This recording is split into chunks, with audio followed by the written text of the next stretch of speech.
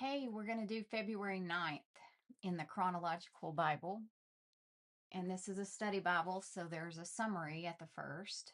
The plunder from the Egyptians enables the former Israelite slaves to contribute to the building of a holy sanctuary called the Tabernacle. Moses receives specific instructions regarding the tabernacle structure and contents, as well as for the clothing to be worn by the priest overseeing the services. Certain craftsmen are specially gifted to make the high priest garments. God gives precise directions for the ephod's design, which includes a listing of the 12 tribes engraved on 2 onyx stones. The chest piece, which is attached to the ephod, bears 12 different stones, also reflecting the 12 tribes. These garments remind the high priest when he goes before the Lord that he represents all of Israel. The craftsmen place golden bells on the hems of the high priest's garment, and the turban bears a medallion of pure gold engraved with the words, "Holy to the Lord." Violating these detailed preparations would result in death. So we're going to study the offerings for the tabernacle today. A nation called to a unique covenant. And this is extra stuff in the study Bible, and let's click and go to it. Understand the story. A nation called to a unique covenant. God demonstrates his goodness, authority, and wisdom by instituting a unique covenant, a binding agreement based on God's character and promises at Mount Sinai for the flourishing of his people. This covenant at Sinai flows from God's previous covenants in the creation era with Noah and the patriarch era with Abraham, Isaac, and Jacob. Through Israel, God would preserve his promised seed and bless every family on earth. The law Moses receives at Mount Sinai reveals God's intentions for the good of his people, his affection for all generations of image bearers, and his faithfulness to perform all that he speaks. God's covenant with Israel serves 3 primary purposes. First, God establishes his covenant with Israel in order to dwell with a transformed and holy people. God declares his relationship with them and his intentions for their transformation by stating, "I will claim you as my own people, and I will be your God. And now if you will obey me and keep my covenant, you will be my own special treasure from among all the peoples on earth.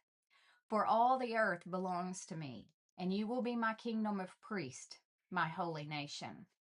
Understanding their unique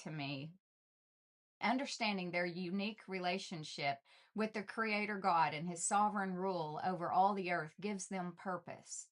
God assures them that submission to his authority results in their flourishing. If you obey my decrees and my regulations, you will find life through them. I am the Lord.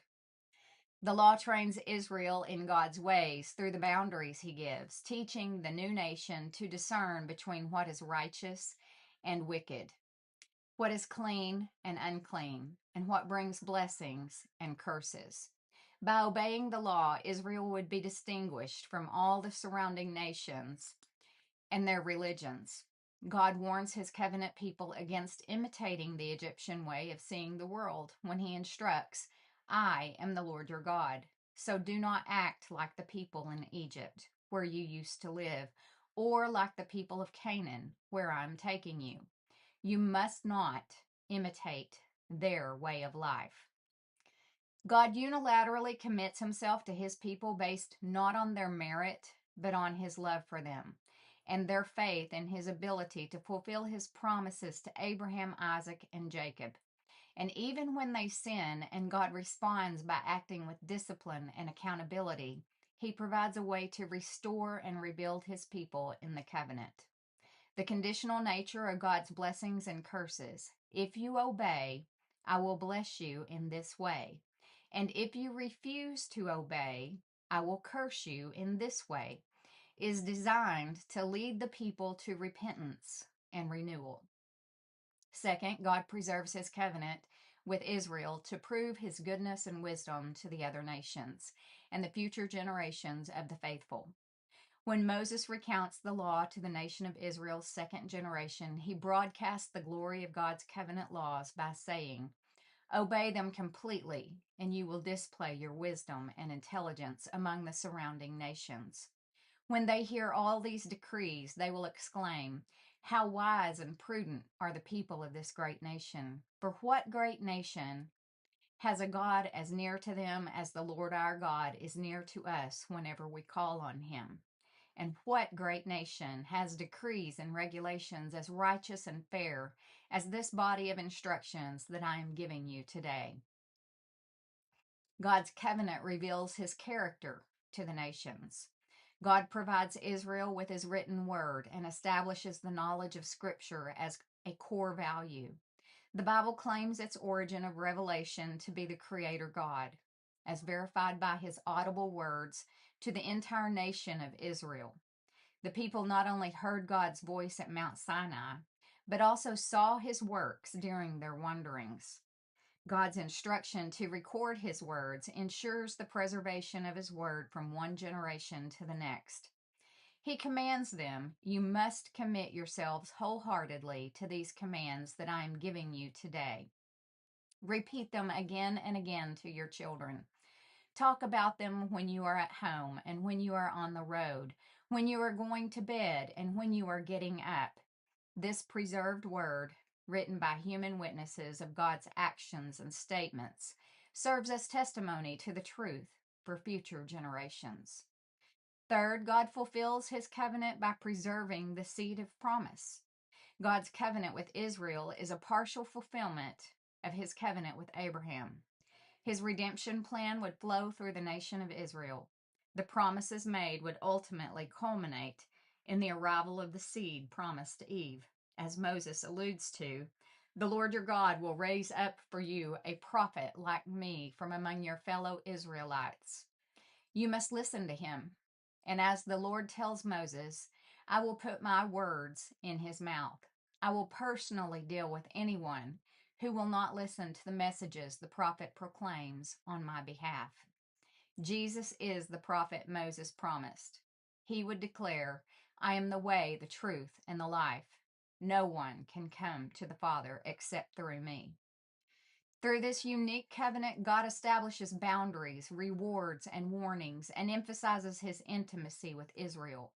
He establishes a unique law consisting of extraordinary instructions, prohibitions, and promises. The newly liberated Israelites would not only unlearn all they adopted in Egypt, but also discover how to walk with God by faith, submit to his terms for salvation, and display his glory to the nations, all of which would pave the way for the promised Messiah. You know, so much of what we're fixing to read, we look at it as done and over with. And Jesus said it's finished. So much of this was foreshadowing him coming. But yet it's also for us to learn how we ought to respond to God. We should respond to God with obedience, with love, with reverence. We should be intentional.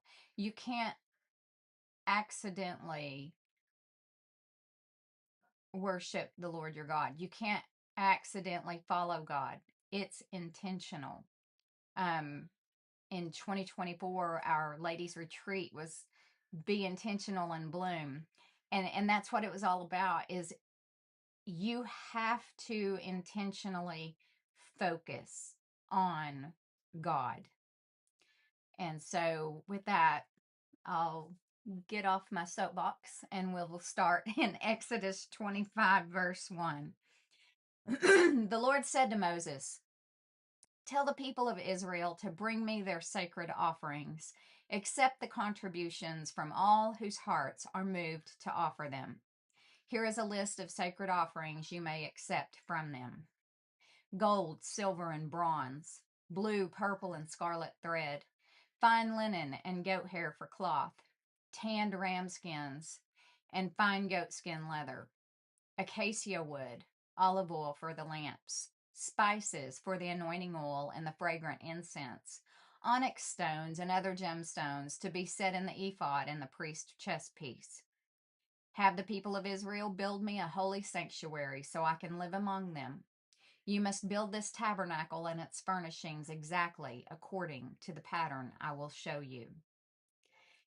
Have the people make an ark of acacia wood, a sacred chest, 45 inches long, 27 inches wide, and 27 inches high. Overlay it inside and outside with pure gold and run a molding of gold all around it. Cast 4 gold rings and attach them to its 4 feet, 2 rings on each side. Make the poles from acacia wood and overlay them with gold. Insert the poles into the rings at the sides of the ark to carry it. These carrying poles must stay inside the rings. Never remove them. When the ark is finished, place inside it the stone tablets inscribed with the terms of the covenant which I will give to you. Then make the ark's cover, the place of atonement, from pure gold. It must be 45 inches long and 27 inches wide. Then make 2 cherubim from hammered gold and place them on the 2 ends of the atonement cover. Mold the cherubim on each end of the atonement cover, making it all of 1 piece of gold. The cherubim will face each other and look down on the atonement cover. With their wings spread above it, they will protect it. Place inside the ark the stone tablets inscribed with the terms of the covenant, which I will give to you.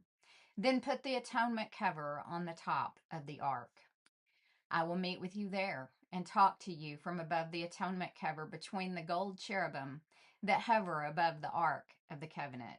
From there, I will give you my commands for the people of Israel. Then make a table of acacia wood, 36 inches long, 18 inches wide, and 27 inches high. Overlay it with pure gold and run a gold molding around the edge. Decorate it with a 3-inch border all around and run a gold molding along the border. Make 4 gold rings for the table and attach them at the 4 corners next to the 4 legs. Attach the rings near the border to hold the poles that are used to carry the table. Make these poles from acacia wood and overlay them with gold. Make special containers of pure gold for the table, bowls, ladles, pitchers, and jars to be used in pouring out liquid offerings. Place the bread of the presence on the table to remain before me at all times. Make a lampstand of pure hammered gold. Make the entire lampstand and its decorations of 1 piece. The base, center stem, lamp cups, buds, and petals. Make it with 6 branches going out from the center stem, 3 on each side. Each of the 6 branches will have 3 lamp cups shaped like almond blossoms, complete with buds and petals. Craft the center stem of the lampstand with 4 lamp cups shaped like almond blossoms, complete with buds and petals. There will also be an almond bud beneath each pair of branches, where the 6 branches extend from the center stem. The almond buds and branches must all be of 1 piece with the center stem, and they must be hammered from pure gold.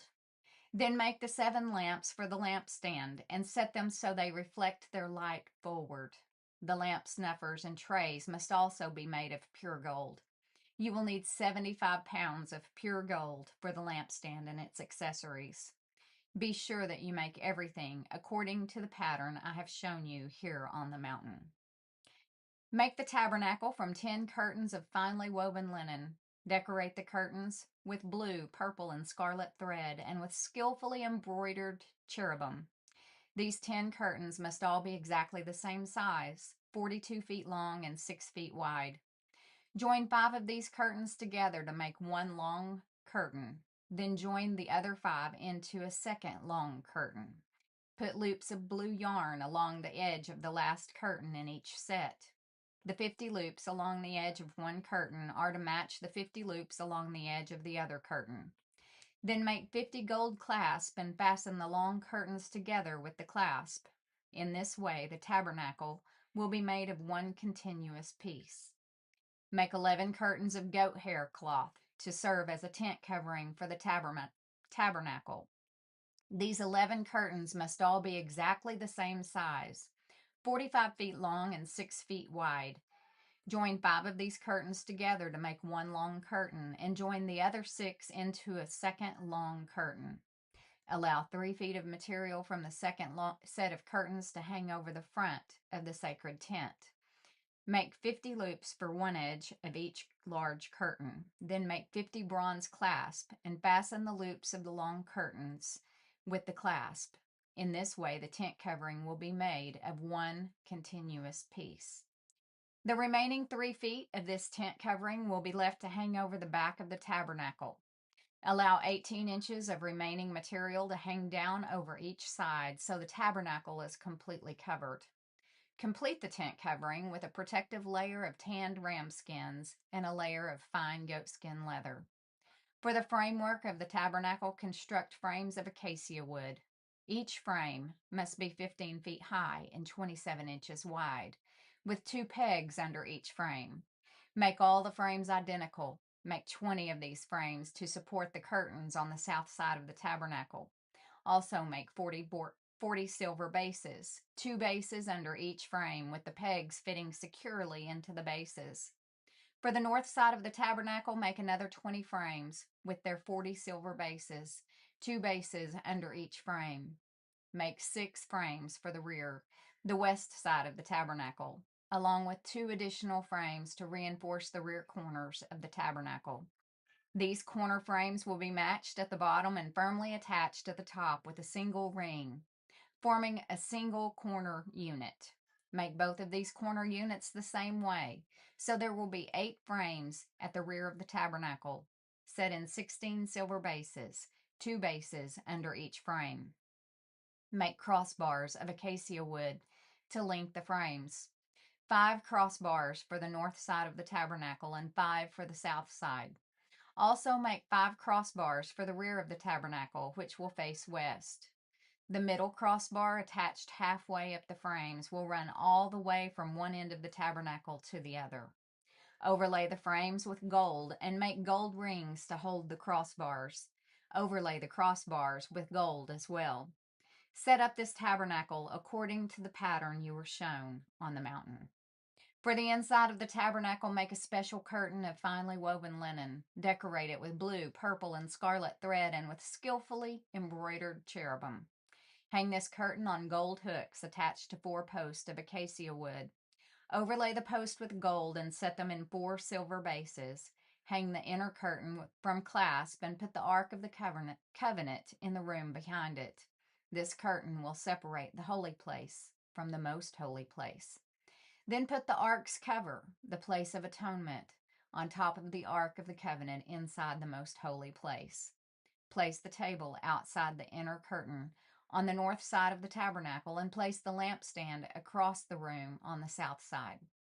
Make another curtain for the entrance to the sacred tent. Make it of finely woven linen and embroider it with exquisite designs using blue, purple, and scarlet thread. Craft 5 posts from acacia wood. Overlay them with gold and hang the curtain from them with gold hooks. Cast 5 bronze bases for the post.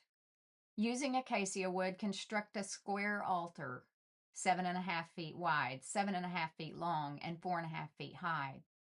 Make horns for each of its 4 corners so that the horns and altar are all one piece.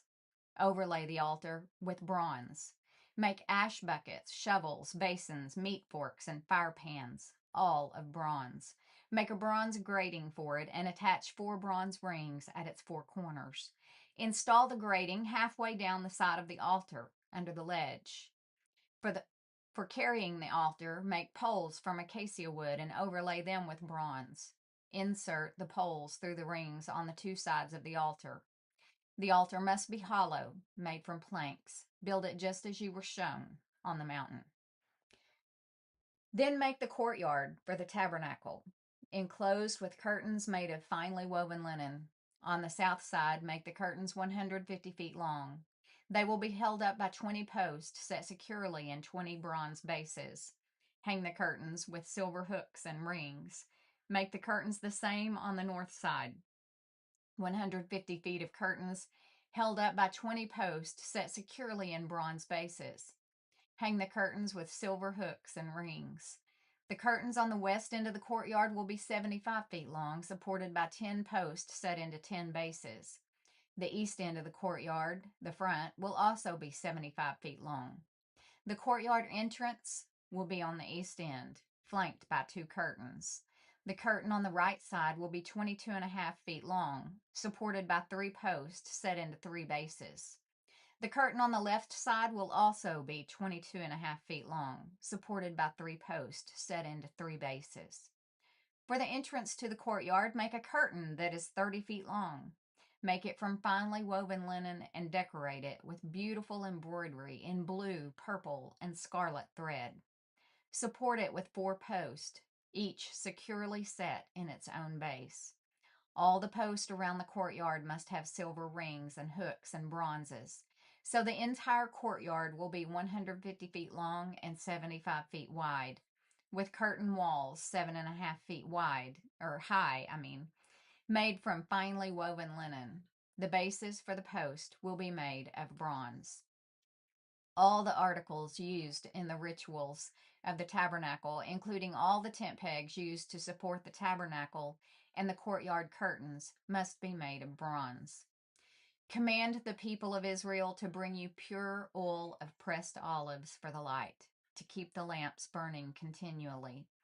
The lampstand will stand in the tabernacle in front of the inner curtain that shields the Ark of the Covenant. Aaron and his sons must keep the lamps burning in the Lord's presence all night. This is a permanent law for the people of Israel, and it must be observed from generation to generation. Call for your brother Aaron and his sons Nadab, Abihu, Eleazar, and Ithamar. Set them apart from the rest of the people of Israel so they may minister to me and be my priest. Make sacred garments for Aaron that are glorious and beautiful. Instruct all the skilled craftsmen whom I have filled with the spirit of wisdom. Have them make garments for Aaron that will distinguish him as a priest set apart for my service. These are the garments they are to make: a chest piece, an ephod, a robe, a patterned tunic, a turban, and a sash. They are to make these sacred garments for your brother Aaron and his sons to wear when they serve me as priest. So give them fine linen cloth, gold thread, and blue, purple, and scarlet thread. The craftsman must make the ephod of finely woven linen and skillfully embroider it with gold and with blue, purple, and scarlet thread. It will consist of 2 pieces, front and back, joined at the shoulders with 2 shoulder pieces. The decorative sash will be made of the same materials, finely woven linen embroidered with gold and with blue, purple, and scarlet thread. Take 2 onyx stones and engrave on them the names of the tribes of Israel. 6 names will be on each stone, arranged in the order of the births of the original sons of Israel. Engrave these names on the 2 stones in the same way a jeweler engraves a seal. Then mount the stones in settings of gold filigree. Fasten the 2 stones on the shoulder pieces of the ephod as a reminder that Aaron represents the people of Israel. Aaron will carry these names on his shoulders as a constant reminder whenever he goes before the Lord. Make the settings of gold filigree. Then braid 2 cords of pure gold and attach them to the filigree settings on the shoulders of the ephod. Then with great skill and care, make a chest piece to be worn for seeking a decision from God. Make it to match the ephod, using finely woven linen embroidered with gold and with blue, purple, and scarlet thread. Make the chest piece of a single piece of cloth folded to form a pouch 9 inches square. Mount 4 rows of gemstones on it.